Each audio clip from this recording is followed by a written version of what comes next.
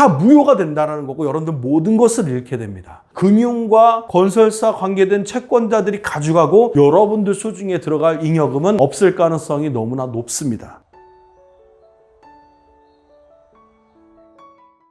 안녕하십니까. 경매단 이웃수 회원 여러분 반갑습니다. 저는 박 교수. 저는 홍 교수입니다. 오늘은요, 여러분들 이 영상에 보듯이 화면에 둔촌 주공 재건축 단지에 대해서 유치권 행사 중이라는 이 플랜카드가 걸린 사건 두고 지금 사회적으로 이슈가 많죠. 이 내용을 다뤄보려고 합니다. 저희가 유치권에 대해서는 적어도 대한민국에서 최고의 전문가다라고 저희는 자부하고 있기 때문에 유치권과 관련된 내용, 이게 사회적 이슈가 너무 크기 때문에 이 내용을 다뤄볼까 합니다. 그러니까 잘못된 뉴스 혹은 잘못된 해석이 있다고 하면 이 부분도 바로 잡아가면서 오늘 조합원 혹은 부동산과 관련된 모든 종사자분들 이 영상에 주목해 주시기 바랍니다. 한번 내용을 들어가 보도록 할까요? 네. 오늘 내용의 사건은 조선비즈의 내용 사건으로 가겠습니다. 이게 정치적 성향 이건 다 떠나서 자, 이렇게 지금 사회에서 어떻게 다루고 있는지 기사 내용을 보도록 하겠습니다. 기사 내용은 조금 확대를 좀 해보겠습니다. 국내 최대 재건축 현장이다라고 표현하고 있습니다. 여기에 유치권 현수막이 붙었어요. 과연 이 유치권이라는 것이 무엇인가? 일반적으로는 시계 수리비로 비유를 하고 있습니다. 우리가 만약에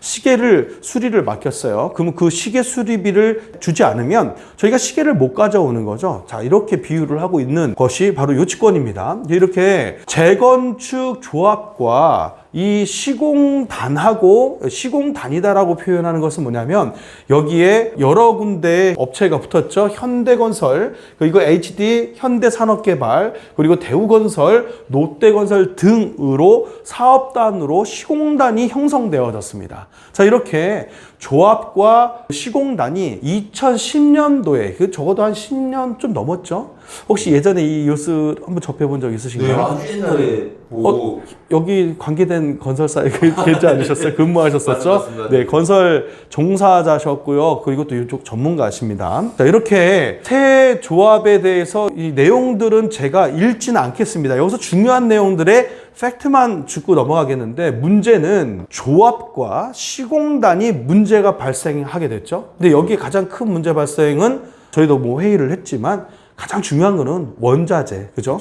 건축 원자재 비용이 올랐습니다. 일선에서 혹시 조언해 주실 만한 게 있을까요? 얼마나 올랐는지, 뭐 피부로 느낄 정도로 많이 올랐어요. 피부로 느끼는 것보다 이제 금액이 어느 정도 올랐다기보다는 아주 증폭했다고 보기에 가장 맞다고. 완전히 급상승을 했다. 급상승했다는 게 가장 맞는 표현인 것 같습니다. 예전에도 이거와 유사한 형태가 있었었는데 그때 당시에는 콘크리트나 시멘트를 구할 수가 없었어요. 그렇죠. 이렇게 공사를 하고 싶은데 시멘트가 비싸진 것도 문제지만 없었어요. 자, 그래서 이 공기라고 하는 것은 공사 기간을 줄여서 하는 말인데 이 공기가 늘면서 결국은 그런 이자 부담들을 결국은 조합이 하듯이 이런 형태가 이루어졌죠. 자, 이렇게 시공사는요, 원치 않는 이유가 발생했죠. 그래서 시공사가 우리 조합에게 요구를 했겠죠. 당연히 뭡니까? 금액을 증정해달라. 그렇죠. 뭐 시공 비용을 좀 더 달라. 그래서 현 뉴스에서 보니까 한 5천억 좀 넘는 돈을 조합원에 부탁을 한 것 같습니다. 근데 여러분들 이 5천억이라는 이 돈은요, 실로 어마어마한 금액입니다. 사실은 뭐 12,000세대다 보니까 n분의 1로 한다고 하면 얼마 안 될 수도 있겠지만 어마어마한 비용이에요. 자, 그러면 조합은 이 내용에 대해서 따지겠죠. 어떤 내용을 따지느냐? 애시당초 계약을 했던 계약서가 있는데 왜 너네는 그거대로 이행을 하지 않느냐라고 조합이 얘기했겠죠. 조합도 그럴 수밖에 없었을 것 같습니다. 그렇죠. 하지만 좀 어떻게 보면 영리를 목적으로 하는 회사에게는 너무나 이기적인 거가 될 수 있겠죠. 그러면 건설사 입장은 얼마나 답답했을까요? 어떻게 생각하신가요? 이게 참 쉽지 않은 부분이라서 제가 좀 답변을 하기도 조금 조심스러운 부분이 있는데, 이게 사실 불가피한 거죠. 이게 금액을 올려달라고 하는 거는 당연히 이제 영리를 목적으로 이윤을 창출해야 되는 회사인데, 금액이 이제 안 된다고 해서 자재가 올라가고 해서 요청을 했는데도 저렇게 무단하게 이제 뭐 소송으로 간다거나 공사를 중단한다는 거는 사실 말이 안 되는 겁니다. 사실은 그쵸. 근데 이제 제가 여기서 시공사의 편은 아닙니다. 시공사의 편은 아니지만 여러분들 입장을 한번 바꿔놓고 생각해 보십시다. 왜냐하면 우리가 2010년도 혹은 최근에 2019년도에 공사 계약을 했었을 때는 한 평당의 단가가 만약에 450만 원이라는 공사 비용을 책정했다고 한번 봅시다. 그러면 이 한 평당 공사 비용이 450만 원인데 여기서 플러스 알파에 대한 공사 비용이 발생한다고 하면 시공사는 매일마다 이 알파에 대한 비용 손실을 계속 감당을 해야 돼요. 그러면 시공사는 당연히 조합에게 부탁을 하게 되겠죠. 근데 조합은 현재 당시의 조합은 우리가 뭐 흔히 아는 단어로 말한다면 갑이죠, 갑. 왜?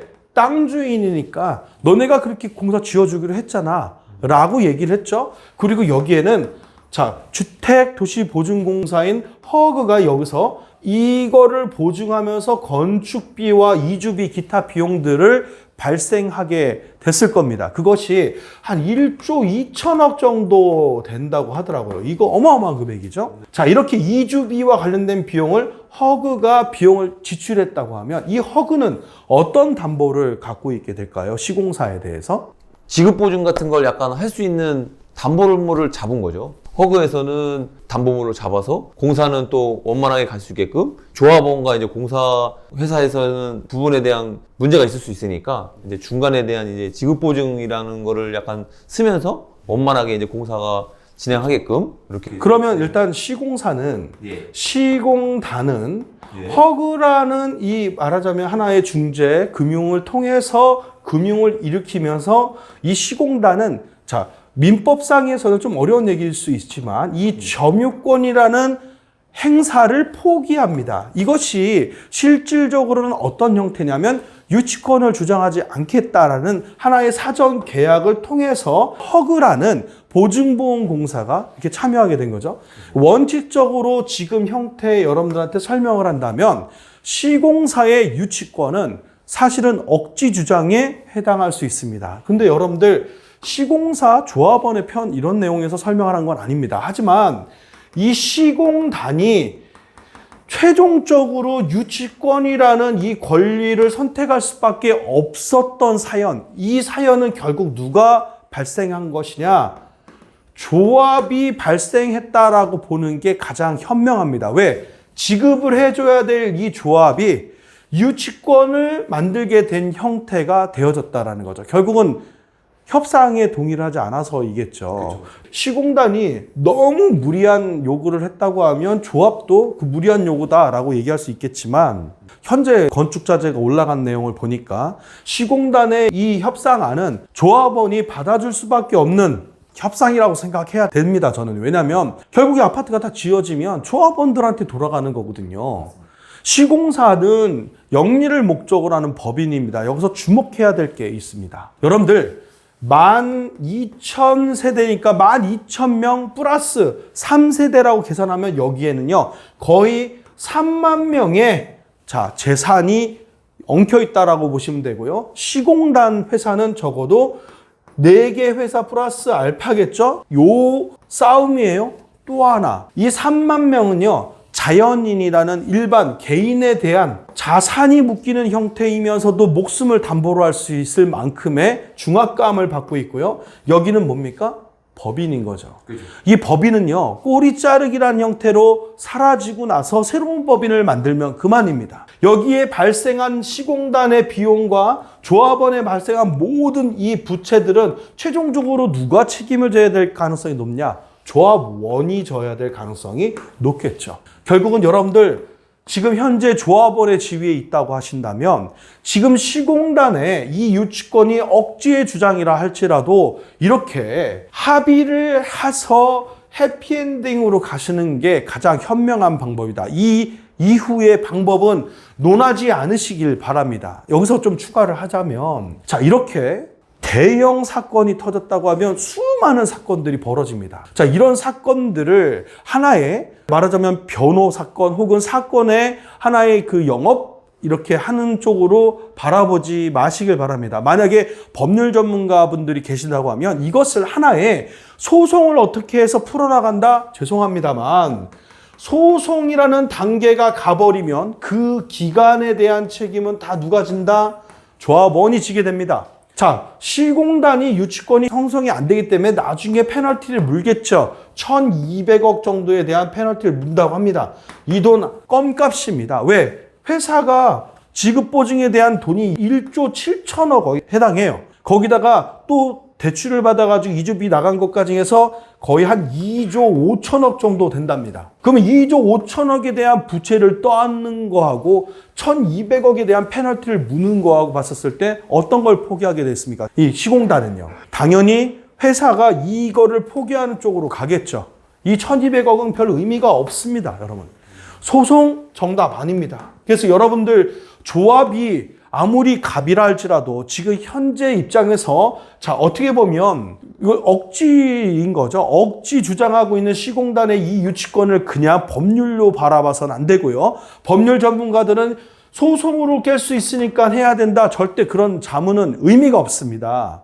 시간을 최단 기간 안에 합의를 한 다음에 해피엔딩을 이뤄내지 않으면 사회적인 후폭풍이 어떻게 벌어지는지 여러분들은 이미 IMF를 통해서 경험하셨고요. 2008년도에 모기지 사태를 통해서 송도에서 벌어졌던 이 미분양 사건으로 인해서 금융이 무너지고 부동산 관계된 건설사와 종사자들이 무너지고 경제가 무너지고 해서 실질적으로 회복되는 데까지 거의 9년의 시간이 걸렸다는 것을 여러분들은 경험하셨을 겁니다. 이 여파 엄청나게 큽니다. 지금은요, 여기에다가 어떤 여파까지 있느냐. 임대차 3법이라는 이 특별법 때문에 자, 전세 시장이 폭등을 하는 이 현상을 자, 여기에 이주 세대인 12,000세대 플러스 알파의 이 사람들이 다 직격탄으로 경험합니다. 자기 재산은 담보로 묶여 있는 상태에서 자, 이 상태에서 담보만 묶였으면 상관이 없죠. 여러분들 조합원분들 반드시 이해하셔야 됩니다. 여러분들 잘못했다간 땅의 지위권 모두 다 박탈될 수 있고요. 만약에 경매라는 수가 여기에 개입이 된다고 하면 경매나 공매라는 수가 개입이 된다고 하면 여러분들 조합원의 지위야 조합원의 그 토지의 자격 조건 다 박탈될 수 있습니다. 만약에 그런 경우가 여러분들한테 다가온다고 하면 여러분들은 모든 재산을 잃을 수도 있어요. 이게 어떤 경우냐? 한번 여기 내용 기사에도 나왔어요. 어떤 내용이 나왔느냐? 이 기사분이 잘 인지를 한 부분도 있고요. 일부는 인지를 잘 못해서 제가 이 내용을 조금 더 보완해서 여러분들한테 설명을 좀 해볼까 합니다. 두 번째 제안이 아니었었고요. 경매에 대한 내용이 나옵니다. 유치권에 의한 경매 내용이 여기서 나오거든요. 저희 교수님 유치권에 대한 경매 이건 내용 경매 사건에서 유치권에 의한 경매 이렇게 많이 나오나요? 그죠, 많이 나오죠. 많이 나옵니까? 아, 그렇군요. 이 유치권에 기한 이 경매는요, 형식적 경매입니다. 여러분들 이 형식적 경매는 일반적으로 우리가 알고 있는 법원에서 진행하는 경매와 좀 다릅니다. 뭐냐? 내가 갖고 있는 유치권을 경매로 내놓을 테니 이거와 해당되어 있는 물건인 이 조합원의 모든 부동산을 뭐 해라? 경매에 붙여라. 나도 손해보고 조합원들도 손해봐야지만 된다. 그냥 버리자라는 거예요. 자, 그러면 포기하는 거죠. 그러면 건설사도 사실은 최악의 상황인 거죠. 자기가 1조 7천 원의 공사비를 받아야 될 상황에 내 1조 7천 원은 필요 없고 내가 얼마나 받을지 모르니까 내 유치권도 경매에다 넣고 그리고 여러분들의 지분도 다 경매에다 넣고 이렇게 형식적 경매를 택한다는 얘기예요. 이거는요, 양쪽 다 죽겠다라는 표현인 거죠. 자, 여기서 아까 말했듯이 조합원은 3만 명이 넘는 사람들의 생업이 달려 있고요. 법인은 법인입니다. 다시 생성해서 살아날 수 있는 기회가 있죠.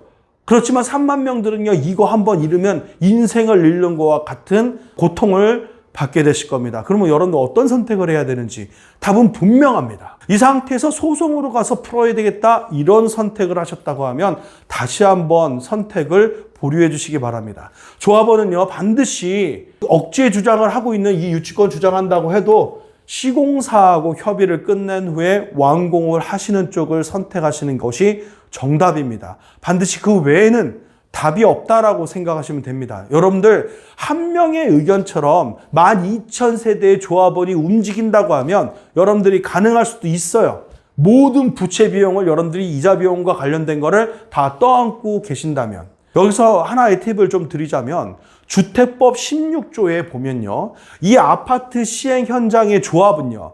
만에 하나 토지를 잃게 돼버리면 여러분들 조합원이 갖고 있는 주택사업권은 사라집니다. 다 무효가 된다는 거고 여러분들 모든 것을 잃게 됩니다. 여러분들이 배당으로 들어오는 모든 돈들은 금융과 건설사 관계된 채권자들이 가져가고 여러분들 소중에 들어갈 잉여금은 없을 가능성이 너무나 높습니다. 부디 조합원은 건설사하고 빨리 협의를 해서 이 상황을 막으셔야 되고요. 건설사 분들은요, 여러분들이 선택하신 이 유치권의 행동 자체가 이 부동산 경기 그리고 뭡니까 재개발 시장과 재건축 시장에 굉장한 쓰나미를 가져온다라는 거, 그리고 여러분들의 선택 때문에 하도급 업체 금융사는요 부도 위기에 처할 수 있다라는 거 염두에 두시고 부디 좋은 합의안을 찾으시길 바랍니다. 오늘 영상은 좀 이렇게 우리 말씀 잘 여쭙지 못하고 이렇게 영상 제가 혼자 많이 찍었는데 죄송합니다. 이게